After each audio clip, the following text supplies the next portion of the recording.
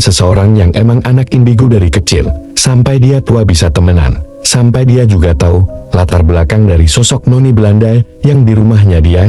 Nah, jadi sekitar tahun 2000-an awal, ada laki-laki, kita sebut aja Alif namanya. Nah, Alif ini dari Maluku. Dia ngerantau ke Bogor bareng sekeluarganya. Pas dia ngerantau ke Bogor, bapaknya Alif ini beli rumah tua yang kebetulan dijual murah. Secara status rumah itu masuk ke tipe golongan A dan kelihatannya cocok untuk kayak buka usaha atau perkantoran gitu, saking gedenya. Kebetulan bapaknya Alif juga sempat mikir di situ buat coba buka usaha kecil-kecilan di Bogor, sampai akhirnya milih rumah itu. Ciri-ciri rumahnya itu kayak gaya zaman kolonial Belanda, bagus gitu. Besar rumahnya, cuma udah tuam. Lokasinya di kawasan protokol, lebih tepatnya di Jalan Jenderal Sudirman, Kota Bogor. Nah, rumahnya Alif tuh sekitar 400 meter sebelum Istana Bogor, dan 100 meter setelah air mancur. Tapi walaupun rumah tua, desainnya masih bagus. Ada taman bunganya di halaman depan, dan ada kebun buah-buahan di halaman belakang. Pokoknya bener-bener rumah model zaman Belanda dulu. Si Alif pun bilang kalau rumahnya ini tuh angker, karena kebetulan Alif emang indigo dari kecil. Apalagi katanya rumahnya sebelahan sama gereja. Jadi ini gereja tua bekas peninggalan Belanda yang angkernya juga bukan main. Pada zaman itu, dulu di gereja itu, Alif bilang sering ketemu sama pendeta bule tanpa kepala yang matinya tragis banget. Katanya sih lehernya putus ditebas sama kaum pribumi. Nah, lanjut di rumah tua yang Alif tempatin. Itu jadi tempat perkenalan Alif sama dunia gaib yang serba misterius sama tak kasat mata. Jadi di rumah itu banyak penampakan-penampakan yang Alif lihat. Tapi karena waktu itu Alif masih kecil, dia mikir kalau semua itu orang. Alif pun jadi tahu itu semua ternyata sosok tak kasat mata dari orang tuanya. Karena ternyata yang bisa lihat tuh cuma si Alif. Jadi Alif suka cerita kalau ada hantu yang melototin, bisa terbang, bisa hilang. Dan badannya kayak tinggi besar gitu. Terus kadang si Alif juga ngeliat ada tentara Jepang yang datang dari luar terus masuk rumahnya tanpa izin, kayak seakan-akan itu emang rumahnya. Tapi dari sekian banyak sosok tak kasat mata yang dilihat sama si Alif, Alif paling penasaran sama sosok noni Belanda yang ada di rumahnya dia. Nah, noni Belandanya itu cantik banget. Dilihat dari fisiknya tuh umurnya sekitar 18 sampai 25 tahun. Noni itu rambutnya pirang, agak gelombang, kriwil-kriwil. Ngelingkar kayak bekas gulungan roll gitu di bagian rambut depannya. Pakai topi bundar, bajunya gaun putih panjang sampai nyentuh ke tanah. Sama agak transparan gitu di bagian belakangnya. Kurang lebih, kalau si Alif bilang penampilannya mirip sama Rose yang di film Titanic, nah mungkin karena bentuk fisiknya yang paling benar dan paling cantik di antara setan yang lain. Jadi Ali tuh kadang suka merhatiin dia, mandangin dia, pokoknya bener-bener ngeliatin terus lah. Tapi kesehariannya noni ini juga unik banget. Biasanya si noni ini suka banget ngeliat bunga anggrek tanaman ibunya si Alif. Pokoknya pas bunga anggrek itu lagi bermekaran, biasanya kuncup bunga itu dihirup wanginya sama si noni ini. Saking si Alif ngeliatnya aneh, di saat semua makhluk halus pada ding di tempat masing-masing, cuma si noni ini aja nih yang suka berkeliaran keliling-keliling rumahnya si Alif. Terus berhenti cuma buat ngeliat bunga anggrek ini, abis itu keliling, berhenti ngeliat bunga anggrek itu lagi. Pokoknya diulang-ulang gitu aja tuh kegiatannya sehari-hari. Sampai ada satu hari, si Alif dengar suara perempuan, suaranya halus banget, lagi nyanyi-nyanyi, tapi suaranya pelan, jadi kayak tipis-tipis doang gitu, nyanyiannya juga samar-samar, kayak pakai bahasa Belanda gitu, dan pas saling ngeliat sekitar, ternyata itu sosok noni itu, lagi nyanyi. Terus di hari berikutnya, Alif dengar ada perempuan nangis-nangis sampai jerit-jerit gitu, dan ternyata sosok noni itu juga.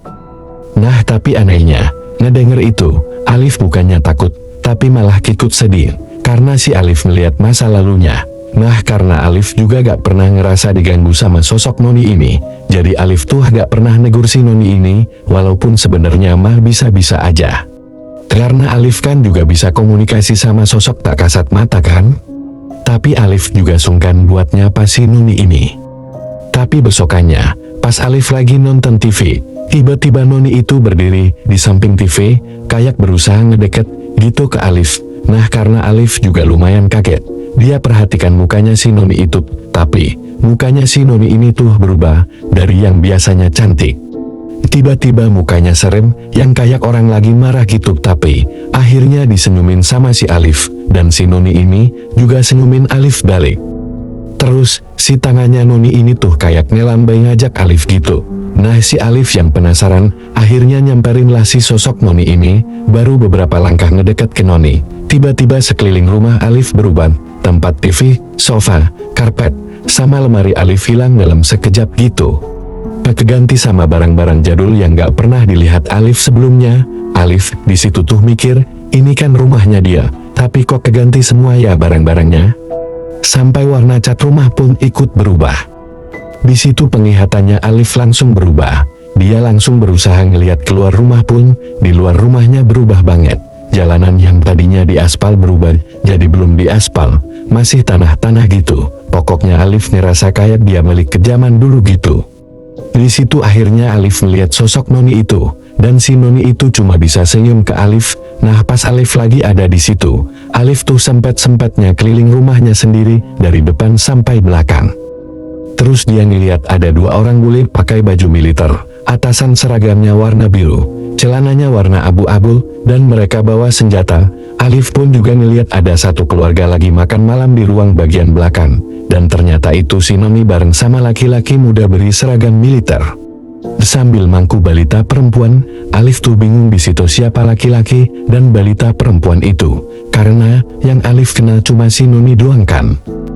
Tapi setelah Alif lihat-lihat lagi, dia mikir mungkin itu suami sama anaknya si Noni itu. Akhirnya Alif jalanlah mau nyamperin mereka ke ruang makan, disapa tuh sama si Alif. Tapi Noni itu gak ngerespon, bahkan kayak gak ngeliat kehadiran Alif sama sekali. Akhirnya Alif duduklah di meja makan bareng mereka, walaupun mereka juga gak tahu ada kehadiran si Alif di situ. Tapi tiba-tiba ada suara kayak ada bunyi petasan besar banget. Alif di situ kaget banget. Terus dia merhatiinlah muka si Noni kayak ketakutan gitu, dan si Noni itu langsung lari ngebawa anaknya terus numpet di pojokan. Nah, suaminya tetap duduk di meja makan itu. Terus gak lama, datang segerombolan serdadu Jepang. Nah, salah satu si serdadu Jepang itu ngehajar bahkan meludahin si suaminya Noni ini, dan gak lama suaminya Noni itu ditembak di kepalanya. Serdadu Jepang itu kelihatan kayak belum puas ngebunuh si suaminya si Noni. Mereka akhirnya ngegeledah setiap sudut rumah mereka, sampai akhirnya ketemulah si Noni sama anak perempuannya ini. Terus diseret tuh dari si tempat Noni itu ngumpet. Si Noni ditaruh di sebelah jasad suaminya, dan diperkosa secara bergilir sama serdadu Jepang itu. Tapi gak sampai situ aja. Akhirnya kepalanya Noni itu ditembak, sampai isi kepalanya si Noni ini berceceran keluar semua. Si Alif ngeliat sendiri semua kejadian yang terjadi di hidupnya si Noni. Berarti si Alif bahkan sampai tahu kenapa si Noni ini bisa sampai meninggal, dan ditayangkan ceritanya Alif gak sampai situ doang. Jadi masih banyak lagi cerita Alif dan si Noni Belanda ini.